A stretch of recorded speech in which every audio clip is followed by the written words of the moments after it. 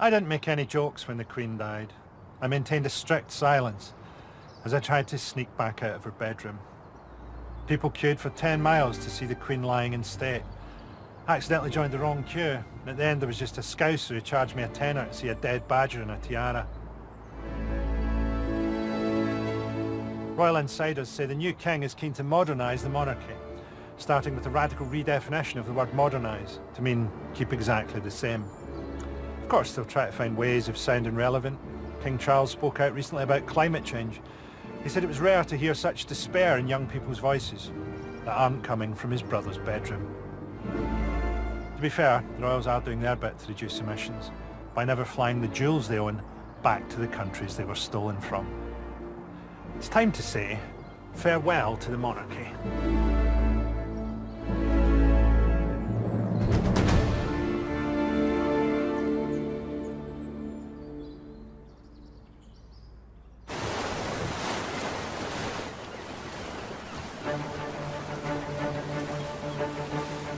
The royal family are as much a part of our nation's history as steam trains and genocide.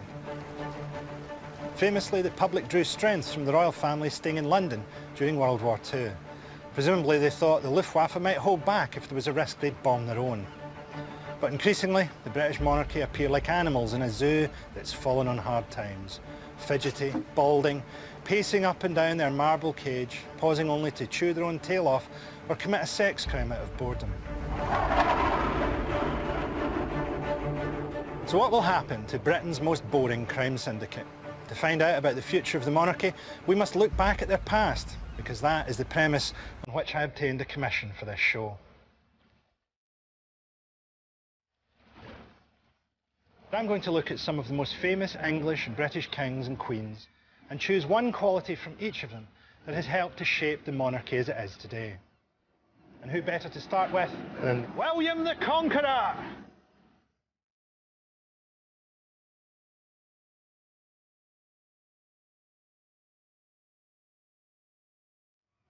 Just smashing into the White Cliffs of Dover. A proper Brexit death.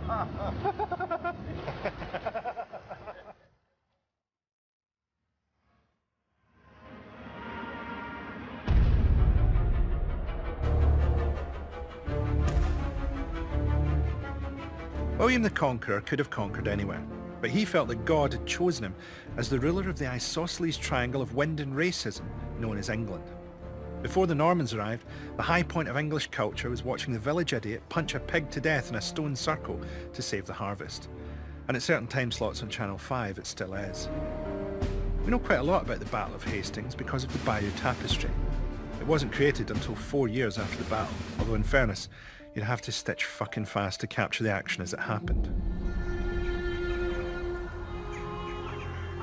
William the Conqueror, he'd been fighting since he was a child, really. So from around 7 years old, we know that the Duke of Normandy was taught warfare. So he was all set for this battle. His day came. We're trying to get an idea about what he would have been wearing in battle. This is a short tunic, and that's very heavy, just being short, isn't it? Yeah, and this is the full version? Yeah. Yep. This is a slightly lighter gauge, but it's a bigger garment. How much of a lighter gauge do you want? I quite like this. I mean, Yeah. I sort of think... Hang on. Put yourself in a battle where it's like running into a razor blade factory. Yeah. Yeah. You're not just fighting the chap in front of you. You've got everybody else fighting, and these swords are super, super sharp. Now you say that, I'd like both.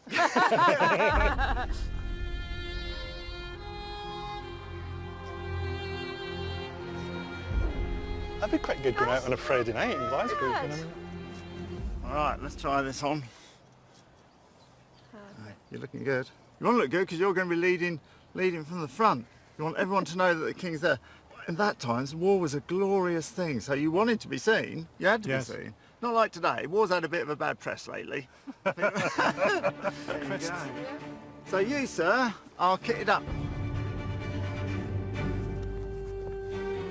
There we are. Yeah, I'm going to go and take what the Lord has promised me.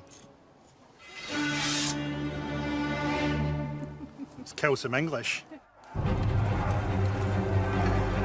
King Harold was shot in the eye, possibly the first person in Hastings to die with a needle hanging out of his eyeball, but not the last. At the end of the battle, Harold was mutilated by William's men, and the dead English soldiers were stripped naked in one of the most deeply erotic things ever to happen on these shores.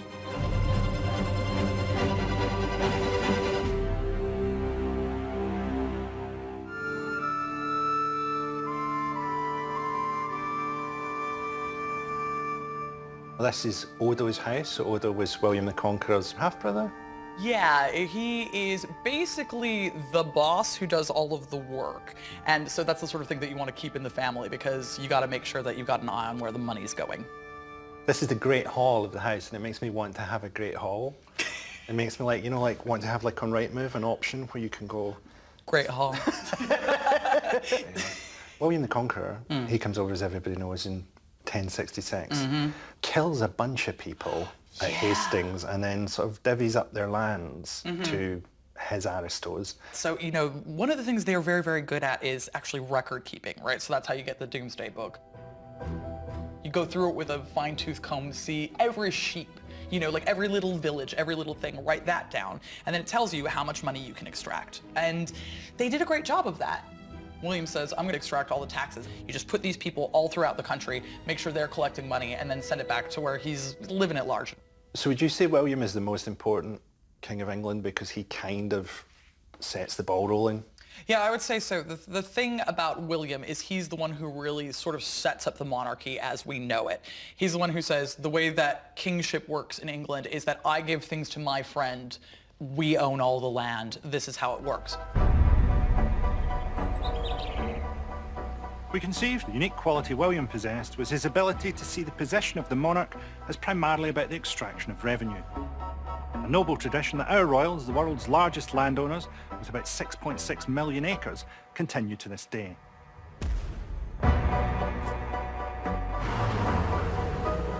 So this is Regent Street, and this is owned by the Crown Estates. It's owned by the King.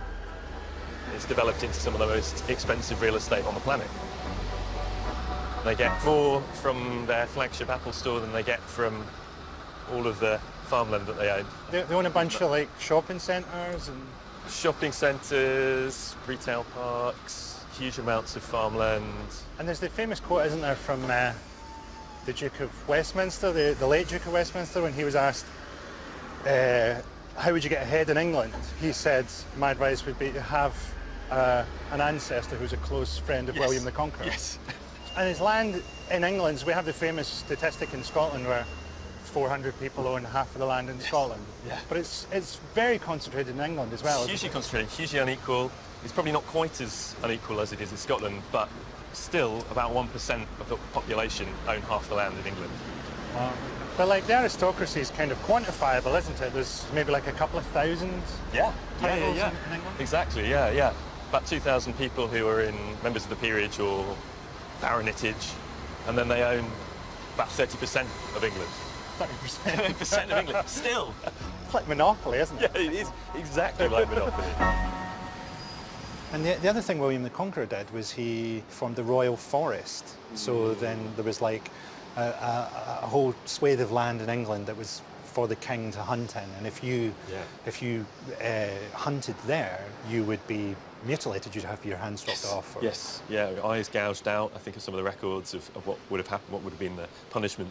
The Grosvenor family, that dates back as a nickname to Hugh Le Grosvenor, the Fat Hunter, who was one of the Norman barons who came over with William the Conqueror during the Norman Conquest. And Fat Hunter. The Fat Hunter. Didn't want you to get your eyes gouged out by the Fat Hunter.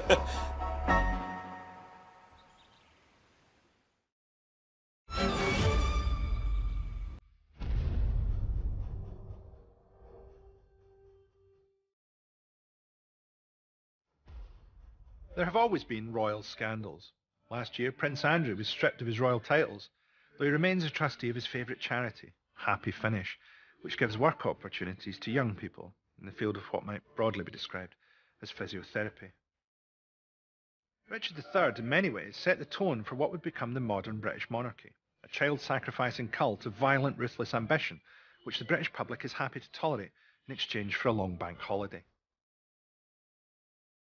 Richard's reputation suffered over the years because he was portrayed by Shakespeare as a murderous, hunchbacked villain, as opposed to a statutory rapist like Romeo, or, like a character in one of his light-hearted comedies, a donkey fucker.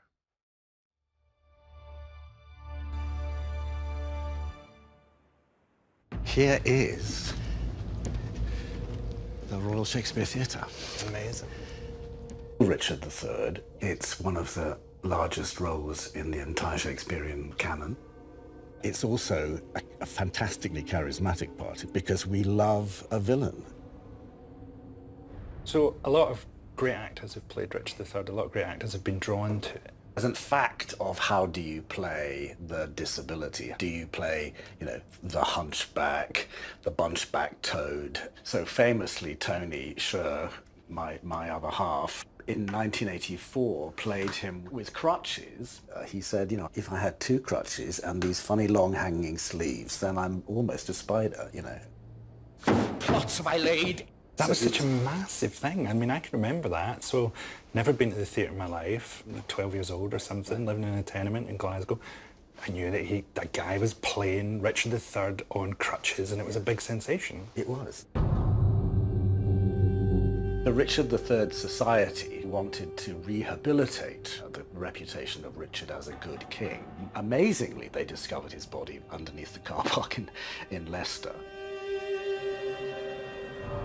And then discovered this skeleton with scoliosis, which must have meant that the man was in considerable pain, and that was really interesting to me. Because the real Richard III, I don't know that the man was a good man. I don't know that any medieval king, frankly, was necessarily good.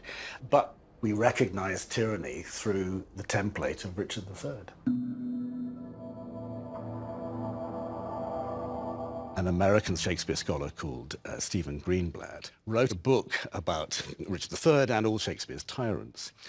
He never mentions the words Donald Trump, but it's clearly virtually a biography of Donald Trump. Yeah, I've read that book, Tyrant. Tyrant. Yeah. Because he sort of analyzes Richard's character and says, here is a man manifestly unfit to govern, is a narcissist who has enablers around him. He said, in a way, it is exactly the same with Putin, with somebody who is indifferent to truth. And Shakespeare is asking those very same questions about how we let ourselves be ruled by leaders who become despotic. Richard III appointed himself the 12-year-old Edward V's Lord Protector. He took an unusual approach to the role, protecting the king by locking him in the Tower of London and murdering him. Of course, I can't prove Richard III murdered his nephews, but in 1674, workmen in the Tower of London dug up a box containing two small human skeletons. To be fair, they could be anyone. The Tower of London is basically the monarchy's equivalent of Fred West's patio. But then I'm not a historian, so I don't need to prove anything. I could tell you that Henry V invented the fidget spinner, and the worst my producer will do is tut.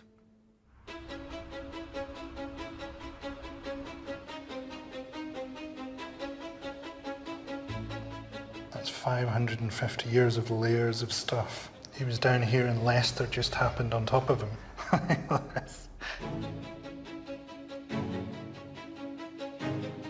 I'm always keen to learn about DNA, mainly how not to leave it at my crime scenes. So I went to Leicester University to ask Professor of Genetics Turi King how they used DNA to identify Richard's body. This looks like a crime scene investigation, but just 500 years late. So Richard's got 11 injuries on him. He's got that one on the very top of his head. And if you look at the CT scans, there's little flaps of bone on the inside, but it's not gone all the way through. Done with something like a rondel dagger. That would have made him feel really woozy, but that wouldn't have killed him. The ones that have killed him are these. So that's the base of his skull. That's where your spinal column goes up. He's got 7 centimeters of brain exposed. It's horrific, It's isn't horrific. it? It's medieval warfare. I mean, I know it's really brutal medieval warfare, but at the same time, he's an anointed king of England. This is pretty unusual, isn't it, that someone would be executed on the battlefield? So there is a story about how he is stripped naked and he's flung over the back of a horse, and then humiliations are heaped upon the body. Of course, that's a perfect opportunity for somebody to potentially take a sword or a dagger and do that. This is just men, isn't it? This is like, this is what happened to Gaddafi.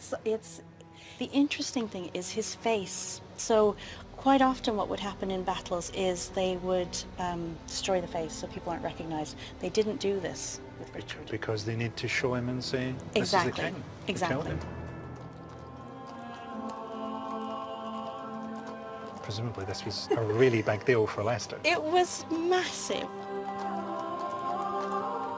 So it's the appeal of monarchy. The British monarchy is one of the most famous things in the world. Absolutely. But also he was one of the worst, the most famous ones. Him and Henry VIII are just the absolute worst ones. Yeah. I found it really fascinating because obviously with the genetic analysis, I have had, I mean, I get them now, I get several a week, even now, it's 10 years later, people saying, I think I'm related to Richard III, can you test my DNA and prove that? And I have to say to them, look, you know, it's been estimated that there are between 1 and 17 million people alive today who are descended from his immediate family. We're all related to each other, and we're all related to royalty. I just think as a message, it's just brilliant, that idea of we're all related to each other and we're all related to royalty. Yeah. That should be the new sort of live, laugh, love on every French. There you go. That's good.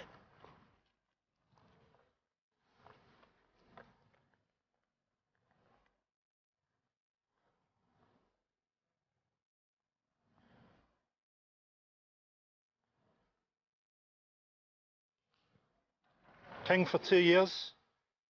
Partly because there was a recession, a couple of years of recession, then suddenly getting your head chopped off and you're buried under a car park. Something our modern leaders might like to bear in mind.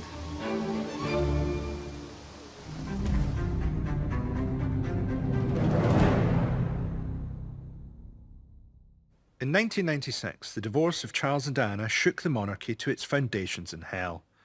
Prince Charles went on to marry Camilla Parker Bowles, although they never had any children because sadly their two species can't interbreed.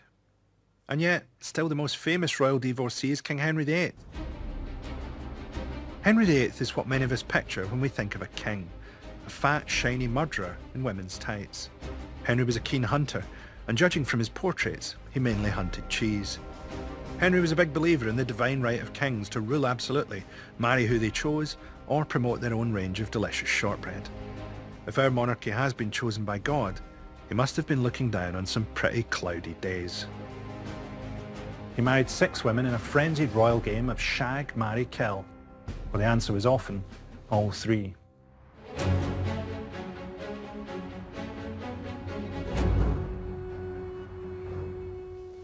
Here we are. Oh my God, this is incredible. People sort of view his relationship with Anne Boleyn as the transition kind of from the younger Henry into, I think, the despotic tyrant. Bloated, paranoid maniac. Yeah, that, mostly that. Anne Boleyn. The woman of the hour. Yeah. Smart, charismatic, if not conventionally beautiful by the standards of the time, then making up for it in charm and wit. That in just a few short years, he annulled his marriage, married this woman who was only the second commoner ever elevated to queen, and then beheaded her. Yes, yeah, and he was maybe just touching 40 when he married her. He was in his early 40s when they actually were able to get married. Yeah. And then by the time he has her executed, he's like 45, is he? Yeah. I think that's very midlife crisis stuff. I mean, if you're, from the time you're born, told that you're God's vessel on earth and that your will is the will of God, how can you not be a narcissist, really? Yeah, and he really believed in the divine right of kings. He might have been one of the only people in the country who actually believed in it, but he did explicitly believe in it. Maybe that's not a healthy way to live or view yourself.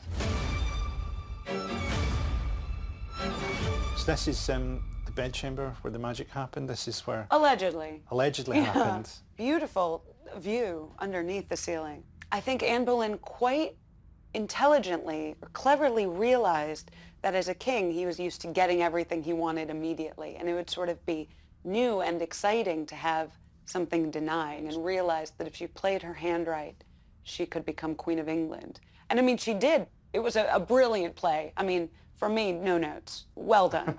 And if she had a son, I think the story would have ended differently. The point at which he executes Anne Boleyn and just sends her away and doesn't see her, so he's presented with evidence, and he just says, okay, kill her. I mean, it's absolutely shocking. Beheading a sovereign queen is, I mean, a mad thing to do in the context of the time.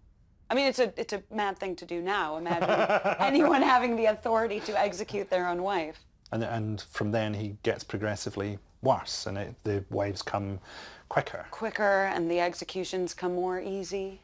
I think, you know, after the first one, it's like tattoos. After you get one, you just want to keep getting them. Henry was, by the end of his life, incredibly irrational, and his moods would affect situations more than his reason. And I think that is one of the main arguments against a monarchy having authoritarian power in a country, is that an individual's whims and moods have global consequences.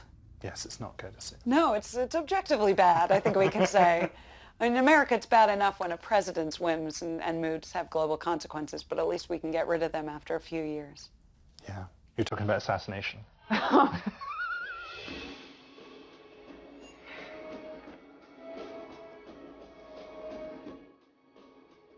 Henry was a narcissist, famous for multiple wives and children he paid no attention to. Dead end. And he understood something that our current monarchy has learned well. You can never be too ruthless.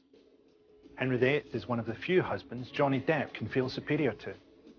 Only England could watch a man abuse 6 different women and think, maybe every school child should learn a rhyme to remember how he did it. Henry also invented modern divorce, and so it's his fault that you're watching this at home, alone and unloved. Someone's locked the gate.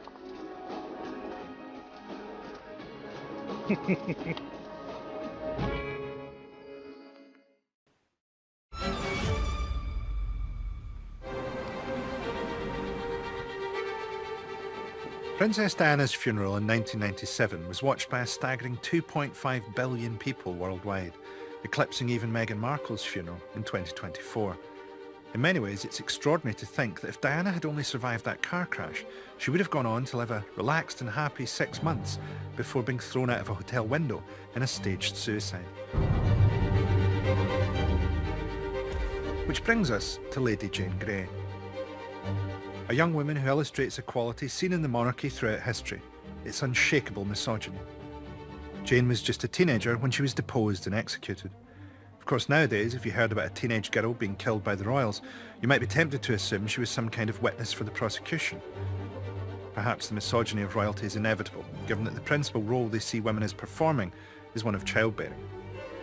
During the birth of Edward, Henry VIII was told that both mother and child were in danger. He replied, if you cannot save them both, at least let the child live, for other wives are easily found. Quite the birth plan.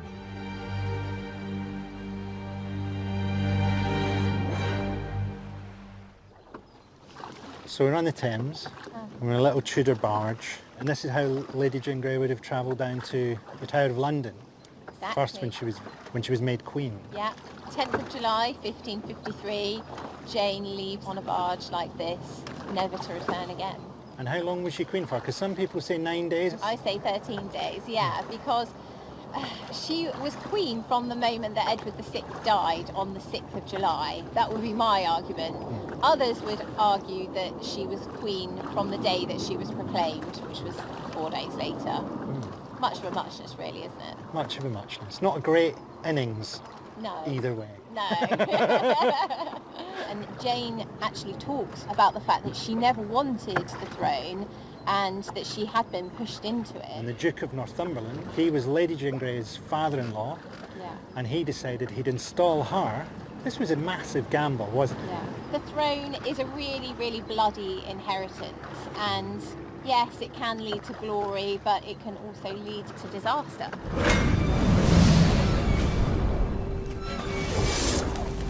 Kevin, you're making a sword here. I mean, yeah, we don't get to make swords too much unless I'm making one for myself. But the real key is you don't want to make it too hot because you start burning the carbon out. And we're trying to keep the carbon in because that's the thing that allows it to have a sharp edge and to hold a sharp edge. So very occasionally when they'd have people executed, they'd use a swordsman. This was the nice way to go out, wasn't it? If you got a swordsman, you're probably a noble, and presumably that was a much nicer way to die than the axe. Well, yeah, I mean, the thing is, the axe that I think they used at the Tower of London at that time was not really a head-taking axe. Right. What I could tell, it was a tree-felling axe, right, which is completely the wrong tool for doing something like that. It's not how you want to go out, is it, on the end of a tree-felling axe? There are some terrifying accounts of people being executed. If you're going to take someone's head, you need to have it parallel to the ground like that, and then what you're going to do is you're going to come right up and then bring it down hard, half dropping it, pulling with your left hand as well as pushing with your right. And of course there's the follow through, so as the head comes off, the axe passes right in front of you like that. There's no way you want to stand like this. It's almost like a reverse golf swing, presumably.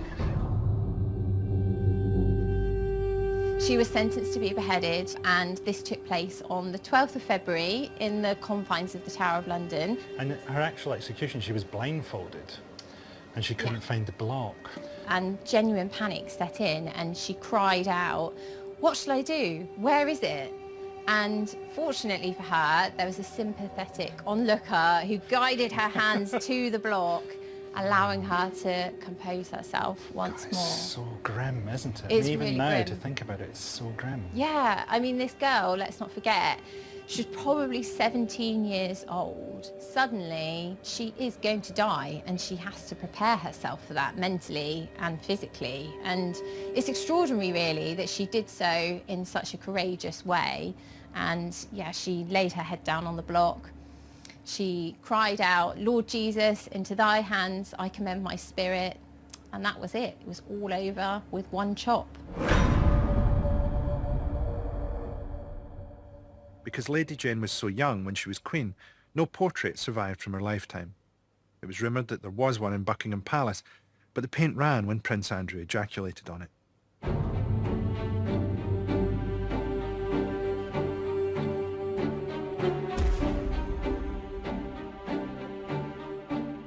The royal family operate on a symbolic level.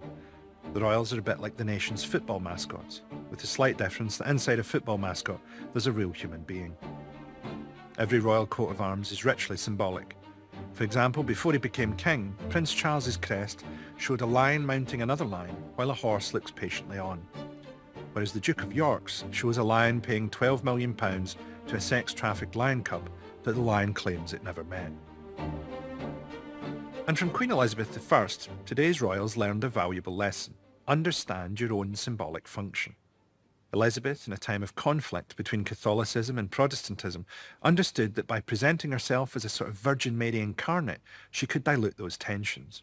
And indeed, she went on to shape the worship that took place in the Anglican Church, creating a sort of Catholicism for pussies. Elizabeth chose not to have children. Indeed, we can't be sure if Elizabeth ever had sex. Unlike the current King Charles, who has two sons, William and Harry, so we can be sure he's had sex at least once.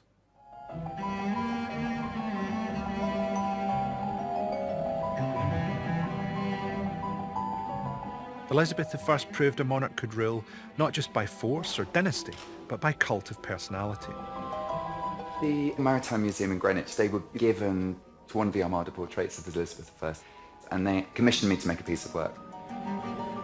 I just wanted to just physically embody what would it feel like to wear that much clothing, which is essentially like a walking jewelry box, isn't it? It's like, hey, look at everything I own, look how rich I am. It's pure swag, isn't it? It's pure sort of like power, you know, the victor. So there's the Spanish Armada burning in the background, yeah, and there's Elizabeth, and as I remember, Elizabeth has her hand on a globe, and her hand's on America. Yeah, she's like, mine, I want this. Because Elizabeth I, she had a strong idea of herself as a symbol, didn't she? So she was the Virgin Queen, yeah, just as like they got rid of Catholicism, but she was like, well, you could worship me. I'm a bit Virgin Mary, look at me. And there's the power and the vulnerability, because she was this target for assassination. Mm-hmm. The Pope said, I think from 1570, look, if you want to, kill her. Open season. There were all these plots against her. And yet she'd go out on these progresses. So they did a couple of dozen of those where they just went round the country kind of waving at people. And that's what I wanted to recreate. Well, she must have felt incredibly vulnerable. Yeah. How did people react to that when you did it? Oh, the range of responses was amazing. It ranged from, I know who you are, I know who you are, you're Queen Victoria. And I'd go, because of course I wasn't speaking.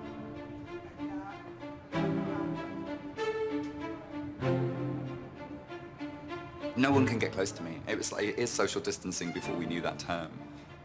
Well, they can't get close to you because of the size Physically of the can't get clothes. close. Right. So it's like you're weirdly protected. It seems to me like a great emblem of what royalty is, which is it's an incredible prison, but incredibly gorgeous and luxurious and lavish at the same time.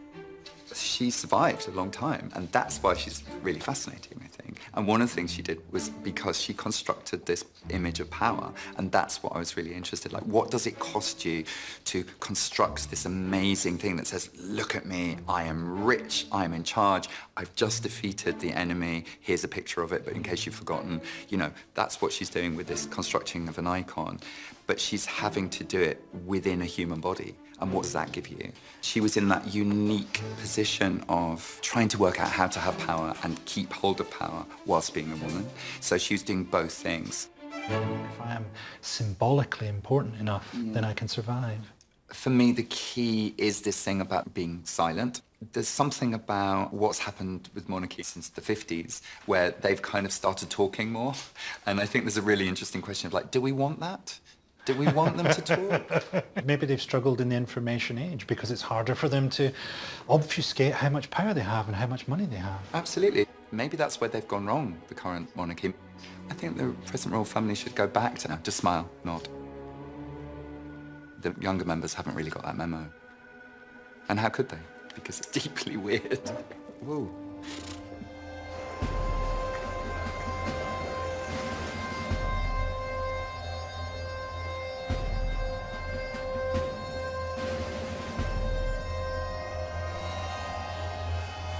And this is a replica of the Golden Hind, one of Francis Drake's ships. And this ship is a tourist attraction. When I was growing up, like at school, they taught us about Francis Drake, and he was an adventurer. When you look into it, he was a lot worse than that. Francis Drake was a slave trader. Elizabeth I invested in that. We have an image of Elizabeth that's far removed from that, don't we? We have a very sort of comic book idea of her as this, you know, the Virgin Queen. So it is a big part of how history's taught in Britain.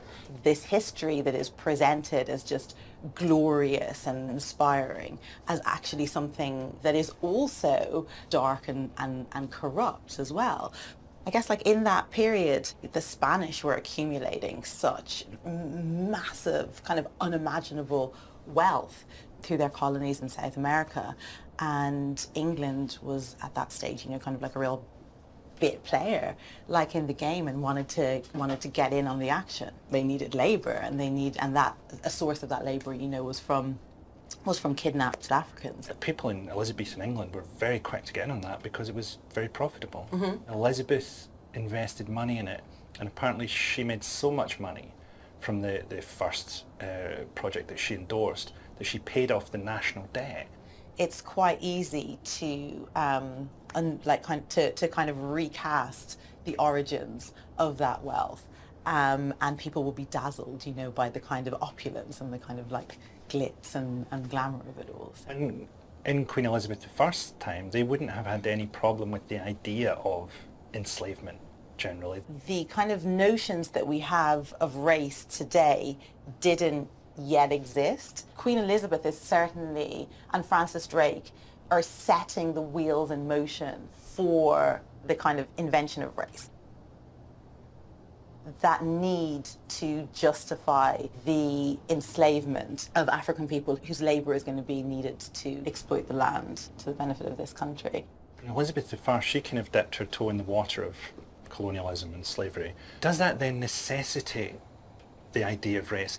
Central to that dynamic is this idea of like a white superiority and a black inferiority, and they are actually, you know, kind of doing them a favour by taking them from Africa and bringing them to civilization and, you know, introducing them to both civilization and Christianity. So one of the strong motivations behind these concepts of blackness and whiteness is the justification of the transatlantic slave trade. I always think if Britain was a person, you'd sort of recommend therapy, wouldn't you? Because you're like, at the very least. remember all that stuff you did? You've never really apologised.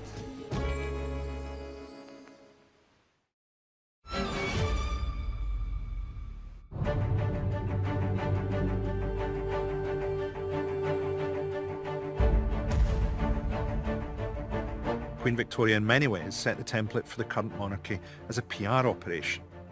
As the job of monarch itself declined in real political power, she recast it in the public mind as a domestic scene, as a royal family. She understood that the fear and awe inspired by earlier kings and queens could be translated into affection, and that this meant you could keep all this stuff. At Victoria's coronation, some 400,000 people thronged the streets. Charles is hoping to emulate this by coinciding his coronation with a cost of living riot. The coronation will be a deeply uninspiring affair. Charles is keen to avoid having any royals at the ceremony who might cause a public embarrassment, so he's thinking of banning Andrew, Harry and himself. It's rumoured that the coronation is going to be so low-key that they'll forgo the traditional behind-closed-doors human sacrifice. Instead, they'll save money by simply running over a gamekeeper in a Land Rover. Almost immediately after being crowned, Queen Victoria fell in love with Albert. In her diary, she describes him as extremely handsome, eyes large and blue, and had a beautiful nose and a very sweet mouth. It seems that despite all her education, she simply didn't know the word face. Queen Victoria gave birth to her 8th child using chloroform. Nowadays, royal family members are more likely to use it to conceive. Victoria suffered serious postnatal depression. During her depression, she hallucinated spots in her eyes that turned to worms. Fearing she was losing her mind, Albert took her to Scotland, where she would blend in. Victoria had her first sight of Scotland after arriving by ship at Leith. If ever a 4'11" woman with 9 kids and clinical depression was going to feel at home, it was going to be in Leith.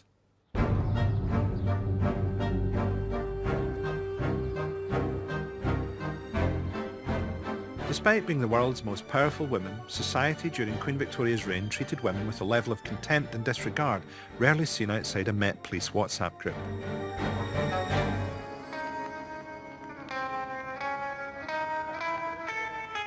But in some ways there was like a culture war going on in Victorian England, where there was a huge culture of vice and debauchery and drinking and gentlemen's clubs and commercial sex. And there was a big class element to the sex work, wasn't there? Because it's mostly working class women, and a lot of the clients are upper class or middle class men.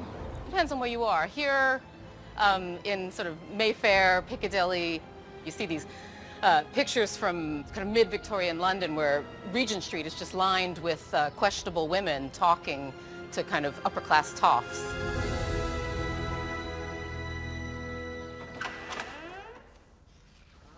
So this is a kind of typical late Victorian police court.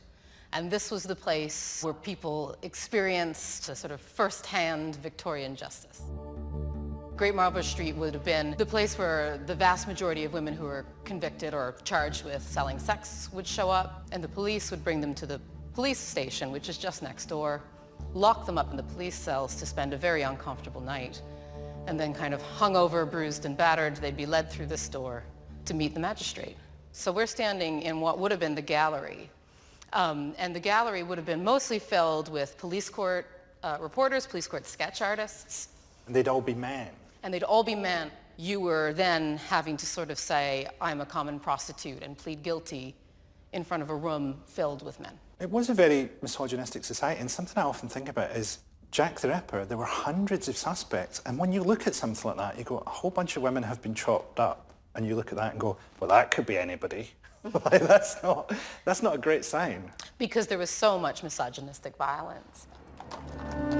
So there's this paradox, isn't there? Because there's these 2 enormous jubilees during Victoria's reign. There's this incredible amount of wealth on display, but also on their own streets, there's this incredible poverty. Yeah. Exactly. This is like the kind of street photographs of very poor children, very young children caring for babies because their mothers are out working. This is a really iconic photograph that really demonstrates the kinds of poverty that women would experience. And Victoria presided over this and, you know, had received a first-class education, had a lot of intelligence, you know, had a lot of people reporting to her, must have known what was going on in her country, but wasn't really interested in any of it. No, I or mean, in changing any of it. You've got a very conservative queen on the throne who has no interest in women's rights. Because one of the things she said about it, that a woman's place is in the home. Just like me, I'm in my home, just happens to be Buckingham Palace. There's a famous census they did where Victoria's listed as Albert's wife and she puts her job down as queen. Mm-hmm. So it was very much that way around. Yeah, he was still head of the household. I'm ruling because there was nobody else, but thank goodness I have my husband and I have other men around me to tell me what to do.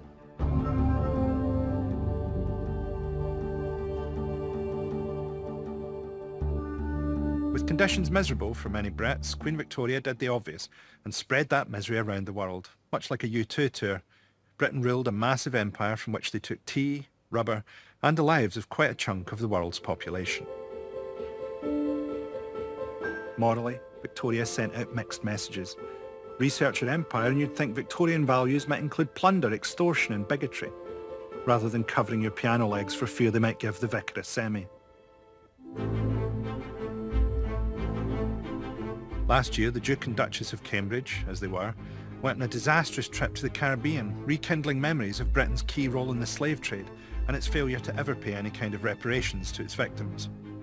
On the trip, they did their best to present a new modern face of the British monarchy by not at any point rounding anyone up or branding them or throwing them into the hold of their ship. According to a royal insider, William and Kate's position is that they can't change what's happened in the past, which shows a surprisingly good grasp of how time works, but not such a great understanding of the concept of making amends for terrible things. The Victorian era is really the era in which the British Empire became the richest empire in human history. So not just the largest in human history, but the richest in human history. And that doesn't come from being kind and civilizing to the natives. It comes from establishing massive companies that are able to extract wealth from Africa, from India, and from the Caribbean, creating these private companies like the Hudson Bay Company, the East India Company, the Royal Niger Company, the Royal Africa Company. So in a way, the British monarchy managed a good trick under Victoria, in that they managed to have her as head of the empire and to personify the empire, and at the same time they managed to keep the monarchy away from some of the bloody work that had to be done in the empire, but they weren't associated with that. Absolutely. You know, that's when we get the kind of gentlemen imperialists, as historians call them, bankers and traders and lawyers that really benefit from the wealth that's being accrued in empire. You know, this is something that allows for the building of British capitalism, and it still has consequences for the way that capital and finance move across the world today. The three leading corporate tax havens in the world are British overseas territories and crown dependencies. Places like the Cayman Islands, places like the British Virgin Islands, places like Bermuda. These are still part of Britain's global footprint, and they play such a crucial role in inequality that we struggle with, not only globally, but also right here in the United Kingdom today. And a lot of those people just want rid of British monarchy now, don't they? They just want to be republics. I think so. I mean, well, we've seen that with Barbados. We saw the people in Jamaica again calling for the removal of the British head of state. Mr. William, speak some truth on this trip. Speak truth for what it's worth. There's real material consequences for having the British monarch as the head of state for people in the Caribbean. It means that the British monarch is the commander-in-chief of their military. Their military ultimate loyalty is to the monarch of another country.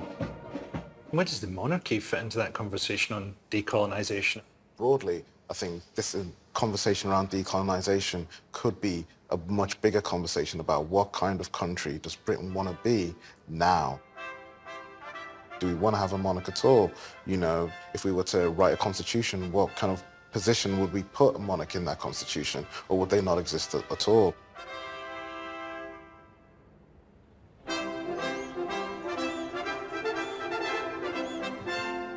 Personally, I try to deal with the injustice of the British monarchy in my own small way, giving swans bread soaked in LSD to try and liberate them from their mental shackles. It doesn't own you guys. You're free.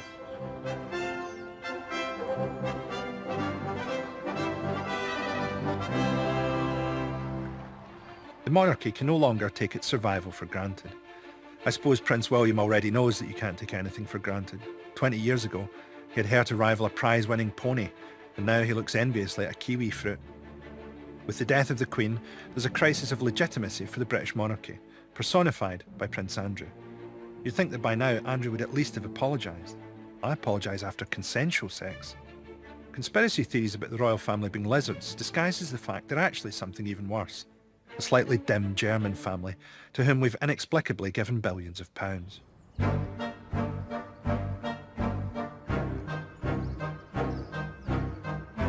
What is the monarchy, really? The British monarchy has become the linchpin of Britain's true ideology. The idea that some people deserve more rights than others. The further away you get from an imagined ideal in Britain, the less white, middle class or English you are, the less rights you're supposed to have. The royal family are there to firmly define the centre from which you differ, the real Britain. People who tell you their favourite TV show has gone woke. Something I've found translates as, I saw a black person.